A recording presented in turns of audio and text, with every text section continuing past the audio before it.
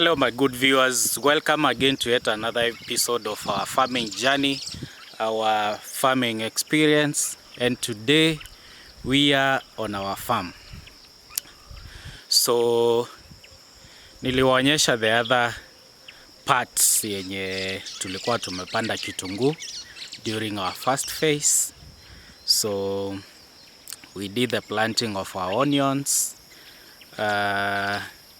Of course, we went through the process until harvesting, but it never did so well. But tukasema it's okay. We were learning from our mistakes. You know, farming is interesting. The more you keep on farming, the more you keep learning. It's a journey, it's a learning journey. Today, you do a mistake. Tomorrow, you learn from it.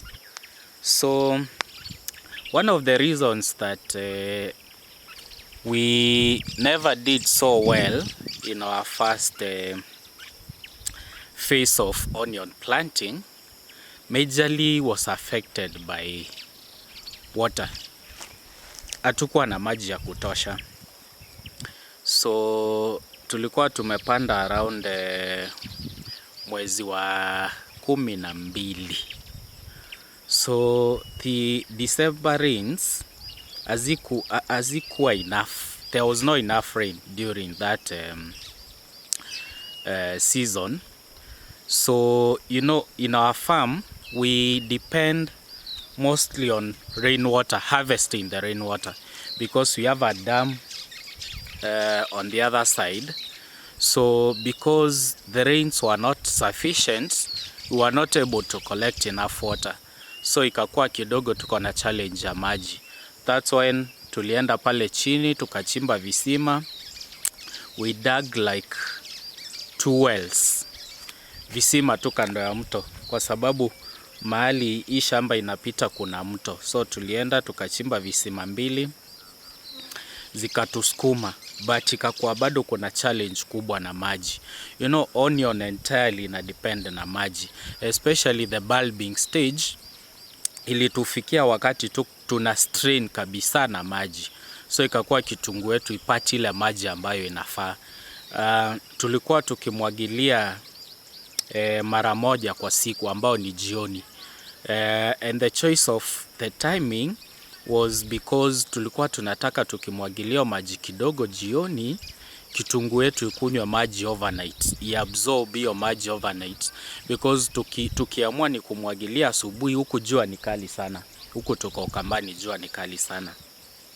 So tukimwagilia maji mchana, it means by around saa 4 saa 5 jua imechoma, ile maji yetu ime evaporate, so mmea yetu inaachwa bila maji ya kuvuta. That's why tuliamua wacha tukue tunamwagilia jioni wakati jua imeshuka, so that our onions can be able to absorb that water overnight and it can sustain during the day. But ilikuwa challenge sana. In fact, ilikuwa ni maajabu sana kupata ile kitunguu ambao tulipata. Niliwaonyesha kitunguu ambao tuliharvest. Luckily, tulikuja kuharvest kitunguu yetu. Before tutoe kitunguu yetu kwa shamba, apparently tulikuwa tumeestimate by the time tunafika mid March kitunguu yetu itakuwa ready for harvest na imetoka kwa shamba. Reason because hatukuwa tunataka ipatwe na mvua ya April. But shockingly, sijui because of the change of weather patterns, ikakuwa mvua ilikuja early. So kitunguu yetu ilinyeshewa mara 2 kwa shamba. And the reason we had to harvest it quick ni juu ilianza kudevelop new roots. That's a sign that your onion, you are about to experience a very huge loss as a farmer. Because once your onion develops fresh roots, it starts to shrink. Because once they develop those fresh roots, they now start shooting. Once they shoot, now the bulb shrinks ama zinaoza. So tulizitoa haraka kwa shamba, tukaziweka kwa store pale kwetu. But Mungu ni nani? Because of heavy rains, kulinyesha sana, so ikakuwa market hakuna saturation ya kitunguu. Watu wengi walikuwa wanauza kitunguu, the suppliers now wakasema hawezi import kitunguu from Tanzania because of the heavy rains. So you know, most of our markets are flooded with kitunguu from our neighbors from Tanzania. So because hiyo kitunguu ingefika huku, there was a shortage in market, so bei ikapanda. So that was an advantage to us because tuliuza kitunguu yetu kilo na 65 bob. Initially before mvua inyeshe, before hiyo ya Tanzania ifungiwe, kitunguu ilikuwa farm gate price. I'm talking of farm gate price. Farm gate price ni ile bei ambayo broker anakuja kuchukua kwa shamba. Instead of you as a farmer uchukue kitunguu yako ukajiuzia kwa soko na uze na bei iko juu, unauzia broker hapa kwa shamba. Anajitolea kitunguu yake, anaweka kwa lori, anaenda nayo, anakulipia hapa kwa shamba. Hiyo ndio tunaita farm gate price. And it's usually lower than the market price.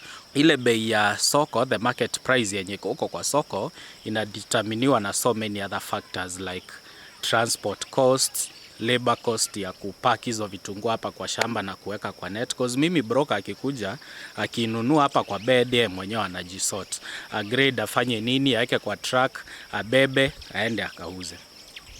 So unapata kama kwa soko kitunguu iko let's say 80 bob, broker atakununulia na kama 50 or even less.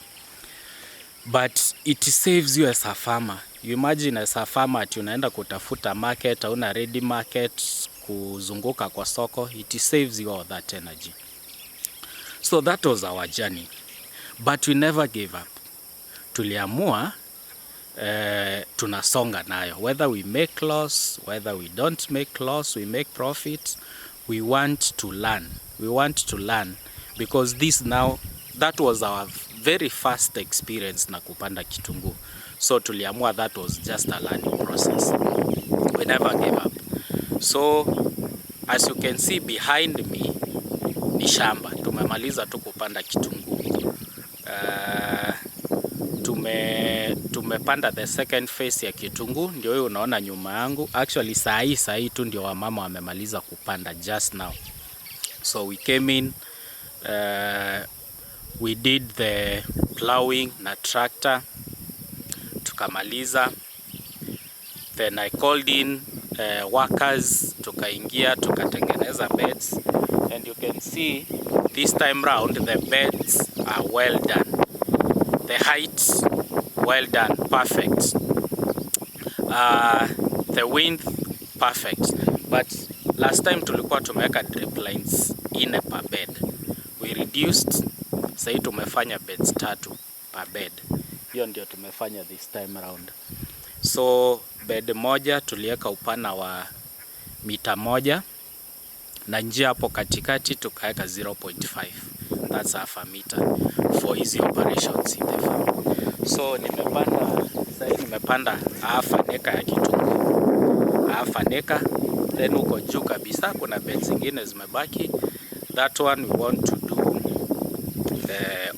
tomatoes. You know, as a farmer pia ni vizuri unafanya mixed farming, eh?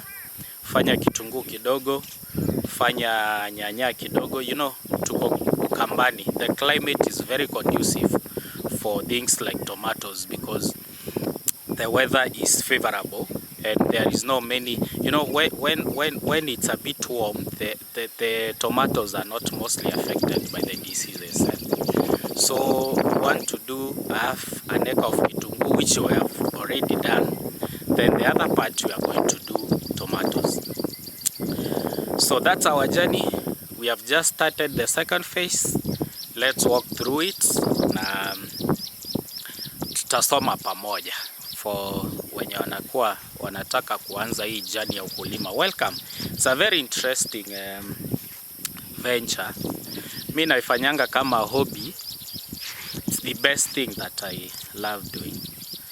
So that's it. Let's see what's in the farm. Let's see what we have done around, and I hope you will enjoy. Meanwhile, keep on subscribing. We are on a journey to 20,000 subscribers. So share with your friends, call them to subscribe, and let's grow together. See you guys. Bye bye.